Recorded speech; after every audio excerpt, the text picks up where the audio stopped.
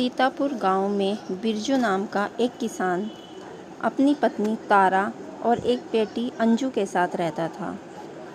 बिरजू के पास एक खेत था जिसमें वह सब्जियां उगाया करता था, लेकिन उसकी सब्जियों में कभी कीड़ा लग जाता।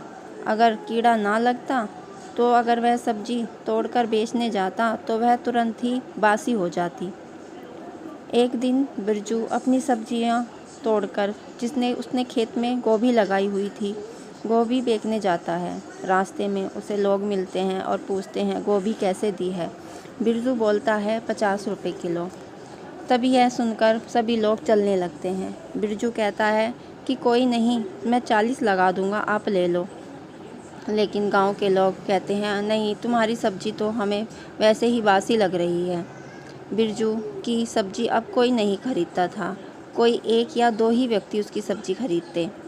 बिरजू निराश होकर घर आता और अपनी पत्नी तारा से बोलता, क्या करूं, सब्जियां बिल्कुल नहीं बिकती, कभी सब्जियों में कीड़े लग जाते हैं तो कभी वह बासी हो जाती हैं, ऐसे कैसे काम चलेगा। तभी तारा कहती है, ऐसे तो हम गरीबी में ही धंसते चले जाएंगे और अपनी बेटी अंजू का भी स्कूल में एडमिशन कभी नहीं करा पाएंगे और हमारी बेटी नहीं पढ़ पाएगी।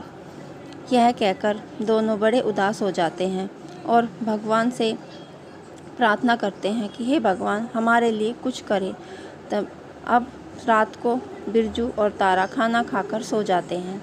तभी रात को उनकी आवाज़ सुनकर आंखें खुलती हैं तो देखते हैं कि बहुत ज़ोरों से बारिश हो रही है। बिरजू और तारा कहते हैं, अरे यह बारिश का मौसम तो नहीं है, अब बारिश कहाँ से हो गई, और बारिश होने पर तो हमारे खेत में पानी भर जाएगा, जो थोड़ी बहुत सब्जी है वो भी हमारी ख़राब हो जाएगी। यह कहकर दोनों फिर सो जाते हैं। अगले दिन सुबह बिरजू अपने खेत में जाता है और खेत में जाकर वह आश्चर्यचकित हो जाता है। वह देखता है कि खेत में तो छोटे छोटे पौधे लगे हुए हैं। तभी उसकी पत्नी तारा भी वहाँ आ जाती है और वह कहती है, चलो जी आओ, आज हम भिंडी के बीज लगाते हैं। तभी बिरजू कहता है, लेकिन तारा देखो, हमारे खेत में तो पहले से ही किसी ने पौधे लगा रखे हैं, लगता है किसी ने पौधे बड़ी अच्छी तरह से लगाए हैं, लेकिन यह नहीं पता कि ये पौधे किसके हैं, हमने तो कोई पौधे नहीं लगाए।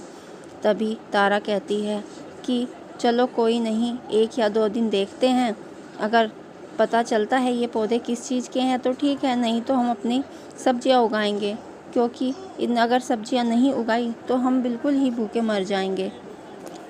अब तारा और बिरजू दोनों ने 2 दिन का इंतज़ार किया। तीसरे दिन वो फिर अपने खेत में जाते हैं और जाकर देखते हैं कि खेत में तो बैंगन ही बैंगन लगे हुए हैं।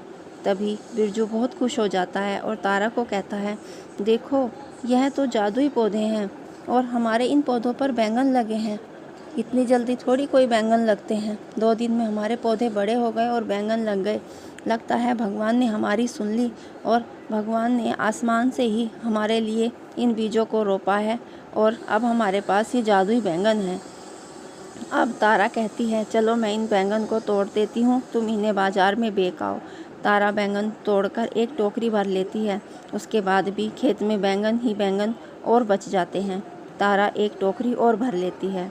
अब बिरजू कहता है कि मैं दोनों टोकरियाँ लेकर तो बाज़ार नहीं जा सकता। तभी तारा कहती है कि मैं तुम्हारे साथ चलूँगी, एक टोकरी तुम बाज़ार लेकर चलो, एक टोकरी मैं बाज़ार लेकर चलूँगी। बिरजू कहता है, लेकिन अंजू, कोई नहीं, अंजू को भी हम अपने साथ बाज़ार लेकर चलेंगे। अब बिरजू और तारा दोनों एक एक टोकरी लेकर अंजू को साथ लेकर बाज़ार की तरफ चलते हैं। तभी रास्ते में बिरजू का दोस्त संतराम मिलता है और संतराम कहता है, अरे बिरजू, तुम्हारे खेत में तो अभी बैंगन नहीं थे, तुमने तो अभी पिछले गोभी के पौधे लगाए थे, ये बैंगन कहाँ से लाए। अब बिरजू को सोचने पड़ जाता है, वह कहता है कि क्या बोलूं। तभी तारा बोल पड़ती है, नहीं नहीं, ये बैंगन तो हम अपने चाचा के खेत से लाए हैं, दूसरे गांव में हैं, उन्होंने लगाए हैं, हम उनसे लाए हैं बेचने के लिए। और यह कहकर तारा और बिरजू मंडी चले जाते हैं। जैसे ही वो मंडी जाते हैं, वहाँ उनके ताज़े ताज़े बैंगन देखकर सभी बिक जाते हैं। अब बिरजू और तारा दोनों बहुत खुश होते हैं।